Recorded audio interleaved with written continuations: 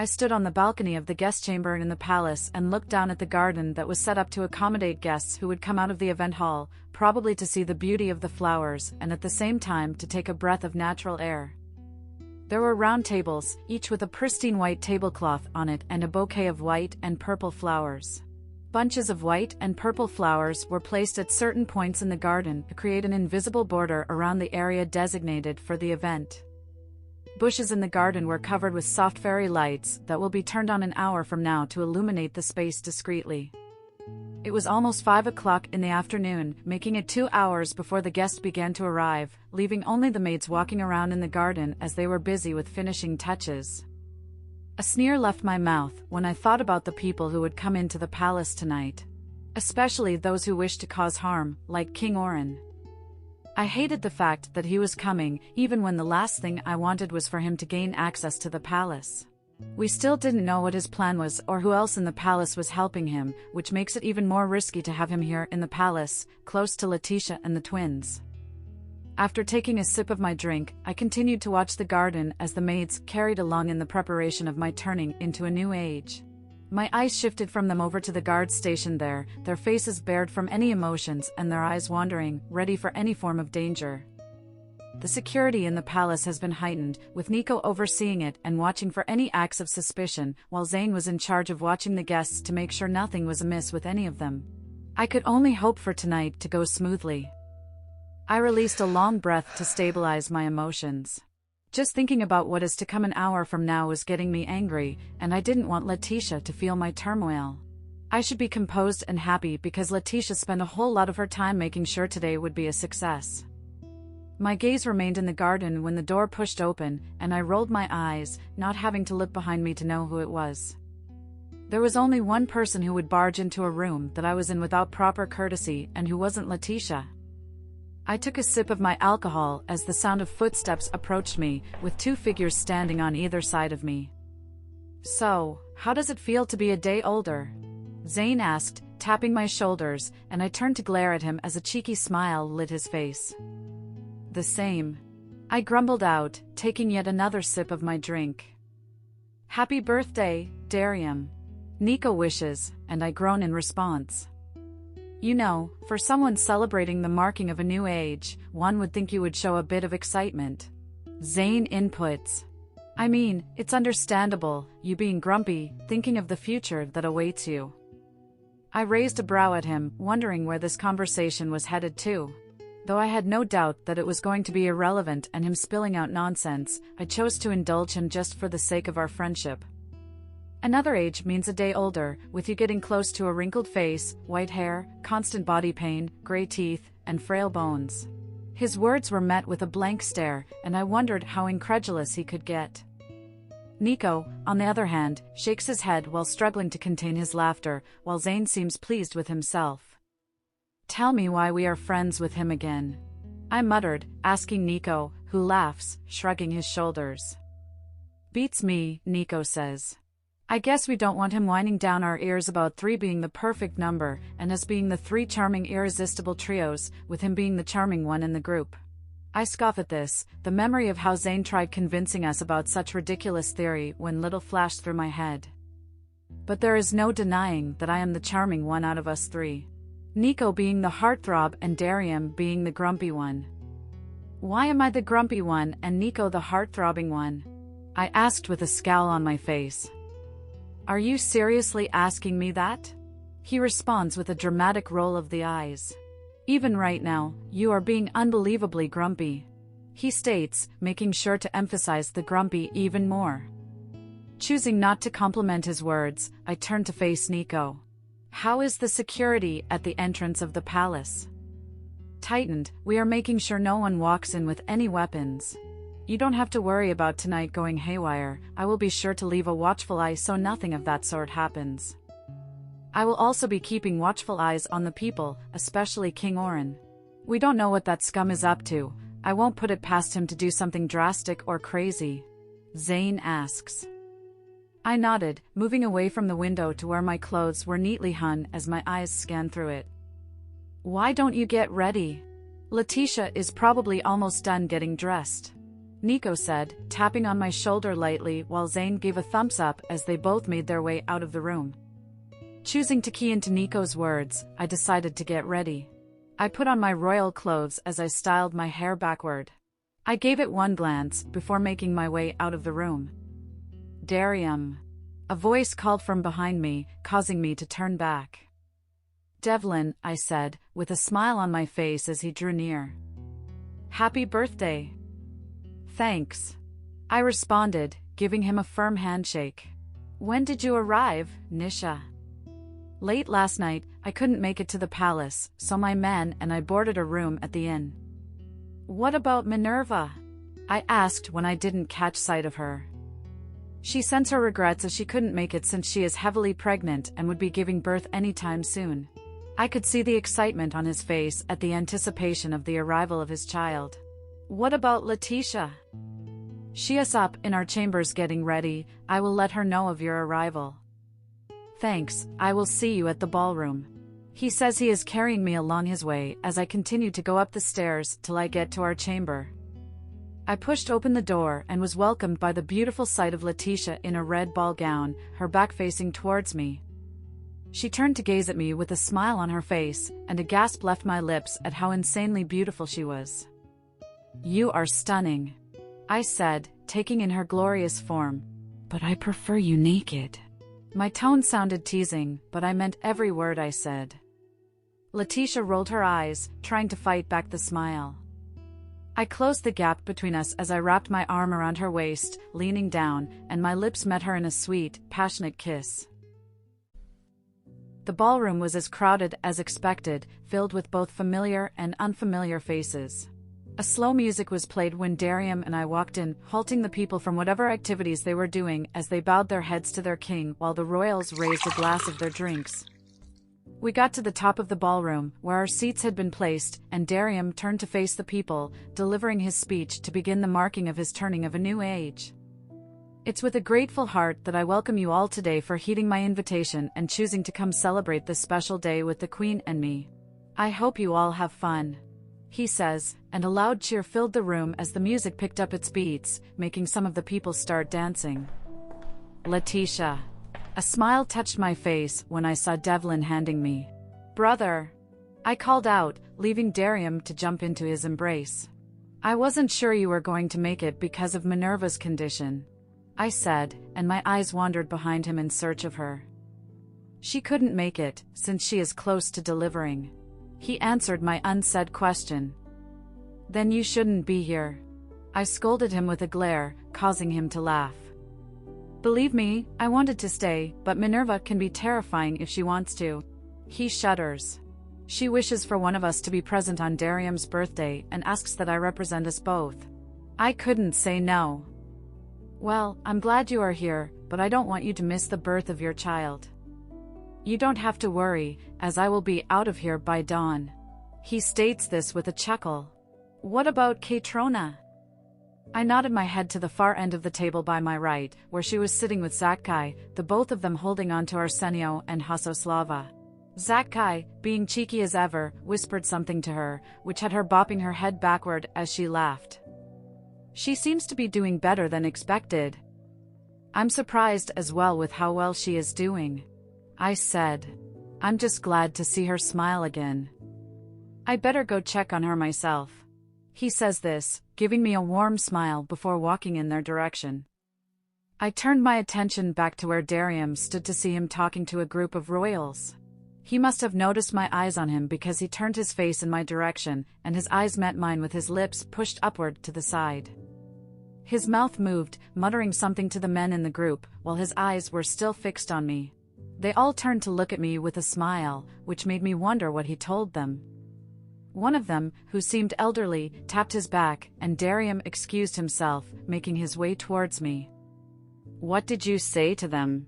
I asked when he got to where I stood, and an amused look crossed his face. Told them how amazingly stunning my queen is, and I would love to keep every prying eye away from what's mine. He said this, running his fingers through his eyes, and my eyes followed every movement with a flushed face. Darium had never looked more handsome than he did in his royal clothes, with 2 buttons on his shirt undone, leaving a part of his chest visible to every lustful eye, including mine. I thought about how the night would no doubt end, with the 2 of us tangled up underneath the sheet, with us teasing each other's bodies. I wanted nothing more than to push the vest off his shoulders and to lick my way down his chest, even as my cheeks heated at the thought as I caught his eyes. He must have sensed the desire in my eyes, because despite the tension in his eyes, he leaned in with a wicked smile and whispered, "May I have this dance, my queen?" offering a hand for me. "It would be my pleasure," I said, taking his warm hand in mine, stifling a giggle when he pulled me into his chest and started walking me backwards across the dance floor. We were probably acting childishly in front of the people, but I couldn't find it in myself to care. I was near giddy with desire, hope, and excitement for the night. So, rather than insisting that I needed to be dignified, when he walked me behind the others, towards the dim part of the dance floor where most of the people couldn't see us, I slid my hands on his chest, running my fingers up and down the rippling on his skin. He grunted and hissed, "Not here." I raised an eyebrow. I thought I was the one who got embarrassed about an audience. "It's for your sake, I'm saying it," he growled, dropping his head to nip at my neck. "If you don't stop doing that, I'll end up taking you on one of the tables, right in front of all these people, and trust me, I won't give a damn." I laughed but took my hands back, knowing for a fact that he wasn't joking. I let him take a hold of my hand as he led me to the center, causing the people on the dance floor to form a circle around us. Darium held my hand gently in his while his other arm was behind his back. He leaned forward to plant a kiss on the back of my hand. I smiled at him as I held the side of the dress, presenting him with a courtesy bow. He gently let his hand rest on my lower back and started swaying lightly. I could not hold back my smile. It just felt like a sense of happiness to be here, in his arms, and away from everything that had stressed me for days. I did not know finding comfort was this easy with Darium. "Your smile is no doubt beautiful, and I wish for you to continue to smile like this, always," he remarked. My smile stretched further. "I'm only this way because of you." "I'm glad to know that I can put a smile on your face with my mere presence, it gives me great joy." He said this before raising my hand above my head to swirl me. He pulled me back close to him as he leaned forward to place a peck on my forehead. Darium smiled at me. He let me take a step back, and then he pulled me with a jerk and a twist to have me turn in his arm and hit my back against his front. I could see we were the only ones on the dance floor with the eyes of the people on us and a bright smile on some of their faces, while others stared at us blankly, but I chose not to dwell on the latter. My attention was shifted back to Darium when his free hand rested on my shoulder before he buried his nose in the crook of my neck. "You smell so good." His whisper sent tingles down my spine as my eyes gently fluttered. He pushed me by my shoulder and then pulled me back to him with our fronts, making contact this time. His hand snaked around my waist tighter this time as I strained my neck to look into his sinful eyes. "You make it tough to hold back, little bird." I took in a sharp breath as my lips parted to take in a whiff of his scent. My left hand slid down from his shoulders to over his biceps. His Adam apple gently bobbed, tempting me to run my fingers around his throat. Darium moved me slightly to the side before he dipped me low. His arm was strong around me. I stared into his eyes before I let go, and my head dipped lower.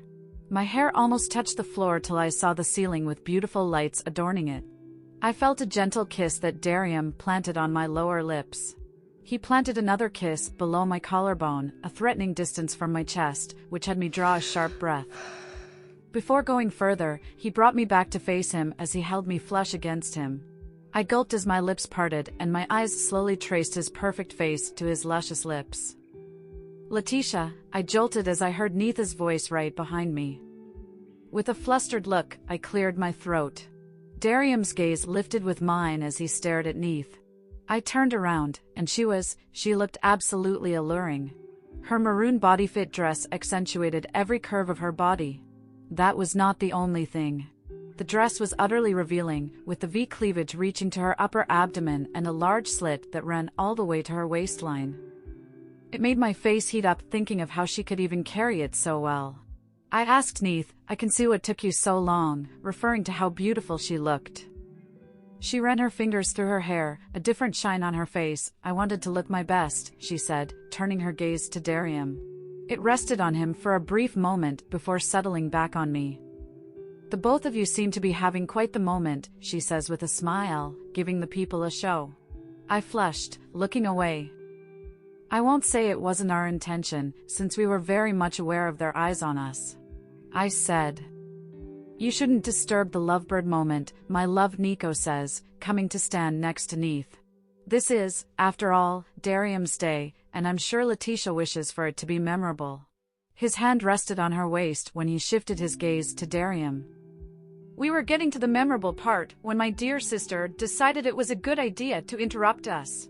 Darium grumbled out with a scowl, and I smiled, resting my hand on his chest. Well, how insensitive of me to think it was best to break the tension that filled the room. Neith replied with a bit of sass. And I mean the sexual one. Darium rolled his eyes at this, and I couldn't help but smile at their little batter. My eyes shifted from Darium to Neith, and I saw an unfamiliar look in her eyes that I couldn't explain, but it was wiped off and replaced with her usually cheerful, charming self. Can I talk to you in private, Darium? Nico says. One of Zane's men has information to share with us. Darium's gaze landed on me, and I gave him a soft smile. Don't worry, I will keep an eye on Letitia. Neith says, clutching onto my arm. Fine, let's go, Darium said. He leaned in closer to whisper. Our dance isn't over yet. You better wait for me. Before he planted a soft kiss on the side of my forehead. He left my side as he slid his hand over my waist, leaving traces of his gentle yet protective touch through the fabric. I stood on the dance floor with Neith, watching as Darium and Nico disappeared away into the crowd. I'm starving, I haven't had anything edible to eat since the morning. Why don't you get something to eat while I check on the twins? What? Why? Neith whined, clenching onto my hand tightly so I couldn't leave. Keep me company, or I might seriously lose my mind if I have to mingle with those condescending royals. Why don't I check on the twins first? I haven't gotten the chance to spend concrete time with them today, which makes me miss them. Katrona and Zakkai are with them. They are watching after the children, so I'm sure they are doing perfectly fine. I'm sure those two also wish to have a quiet time together so that their bond may grow. I can see the look in Katrona's eyes, and I can tell she is very interested in Zakkai, just as much as he is in her. I said, smiling at the thought. Okay, why don't we do this instead? Neith says. Why don't you keep me company till Darium and Nico return? She reasons, and I tilt my head to the side a little, thinking about it. Fine. I groan. Yes. She squeals with a laugh. Now, let's get something to eat. She says this as she walks out of the dance floor, dragging me along with her to the food cart. Neith picked up a plate and started filing it with varieties of food while I stood there watching her amused. Help me hold on to this while I get myself a drink, she said, walking out of the food court before I had the chance to stop her and let her know the drinks were on the extreme side of the table where I stood. I sighed, taking a grate from the plate and plopping it into my mouth as I stared at the dance floor, which was filled with lovers dancing with each other. King Sviatoslavic must not be as smart as I thought he was for him to leave a beautiful woman as yourself alone in the eyes of these lustful men. I heard the familiar yet unwelcoming voice of a man, and I quickly turned around to see King Oren standing beside me with a sly smile. Darium will be here any moment from now. I drove my gaze around the room, but Neith was nowhere in sight. May I have the honor to share a dance with a beautiful lady like you? He asked with a gentle smile, of course only till your partner comes back to steal you back from me, that is. I'm afraid not, as I'm famished and wish to eat, I said, giving a tight smile, hoping you would leave. King Oren chuckled. I'm sure the food can wait. He did not think for a second before taking the plate off my hand and placing it on the table, then taking a hold of my hand and bringing it to his lips. I pulled and twisted it over my head. He let out a groan as I strained his hand even further. I watched as the palace guards became alert and began making their way towards me, but I shook my head discreetly, halting their step. There were too many eyes watching us, and the last thing I wanted was to create a scene, at least not here in the ballroom. Even though our plan was to keep a close eye on King Orin and probably indulge in whatever parade he was putting on, yet it still didn't change the fact that today was also Darium's birthday, and I wanted the night to go smoothly. "I'm afraid I am way too famished to dance, so if you would kindly excuse me," I said, making an attempt to walk past him, but he moved, blocking my path, and I raised a brow at him. He smirked slyly, leaning down close to me, and I tried to move back, but his hand wrapped around my waist, keeping me from moving away. His breath fanned the back of my ear, and I recoiled in disgust. I narrowed my eyes at him, watching him pick up the plate from the table and take a step back. "You forgot your food," he says, handing it over to me. Without wasting any time, I took it from him, not giving him any chance to stop me again before walking out. I needed to alert Darium about his arrival. I walked out of the ballroom, making my way towards the study, when a figure on the step halted my movement, and I stood there with wide eyes, surprised to see who it was. Afra.